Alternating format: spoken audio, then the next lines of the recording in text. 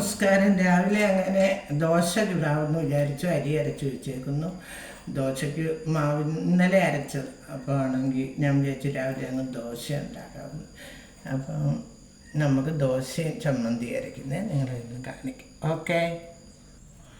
അപ്പോൾ ഇന്ന് നമുക്ക് ദോശയ്ക്ക് മുളക് ഒരു ചട്നി ഉണ്ടാക്കുന്നത് നിങ്ങളിന്ന് കഴിക്കാം. ആദ്യം നമ്മൾ കുറച്ച് വെളിച്ചെണ്ണ അതിനകത്തോട്ട് ഒഴിച്ചു, ചീനിച്ചട്ടി ഈ ഒരു തവയിലോട്ട് ഒഴിച്ചു. എന്നിട്ട് നമ്മളൊരു 8 മുളക്, വറ്റൽ മുളക്, അത് പൊടി 8 എടുത്തുള്ളത്, രണ്ടാമത് മുറിഞ്ഞൊക്കെ. അപ്പോൾ അതൊന്ന് നമുക്ക് ആദ്യം ഒന്ന് ഇങ്ങനെ ഒന്നിച്ചു ഇതാക്കും.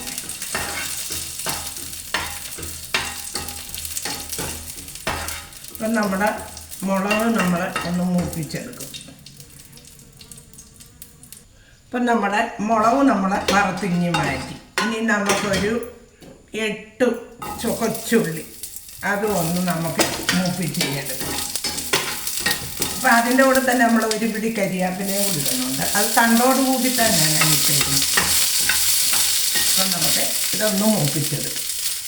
അപ്പം നമ്മുടെ ആ ഉള്ളി കരിയാപ്പിലയും കൂടെ നമ്മൾ മൂപ്പിച്ച്, ഇത് നല്ല വെളിച്ചെണ്ണയിൽ തന്നെ ചെയ്യണം, നല്ല രുചിയുള്ളൂ. പിന്നെ ഇനി നമുക്ക് കുറച്ച് ഉപ്പൂടിട്ട് ഇതൊന്ന് അരച്ചുകൊണ്ട് വരാം. അപ്പം നമ്മുടെ നല്ല അടിപൊളി ചമ്മന്തി ചട്നി. അപ്പം നമുക്ക് അതിനകത്തോട്ട് ഇച്ചിരി പച്ച വെളിച്ചെണ്ണ, ഇച്ചിരി ഏറെ ഞാൻ ഒഴിച്ചിട്ടുണ്ട് കേട്ടോ. എന്ന് വെച്ചാൽ വെളിച്ചെണ്ണ വേണം, അല്ലേ അതിന് ഒരു രുചി കാണത്തില്ല. അപ്പം നമുക്ക് ഇതിൻ്റെ കൂടി ഇനി ദോശയും കൂടെ ചുടാം. അപ്പം നിങ്ങളെ ദോശയൊന്ന് ചുടുന്നത് കാണിക്കും. അപ്പം നമുക്ക് നല്ല അടിപൊളി ഒരു ദോശയും കൂടെ ഉണ്ടാകും.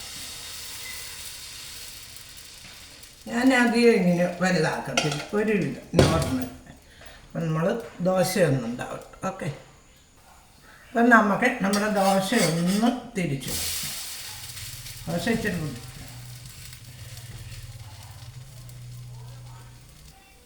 അപ്പം ഞാൻ ദോശ ഉണ്ടാക്കി, വെളിയിൽ നല്ല മഴ. അപ്പം നമുക്ക് ഇച്ചിരി ചട്നി എടുത്ത് ദോശയൊന്ന് കഴിച്ച് നോക്കിയാലോ. നമുക്ക് ദോശയൊന്ന് നോക്കാം. ബാക്കി ദോശ ഞാൻ ചുടുക.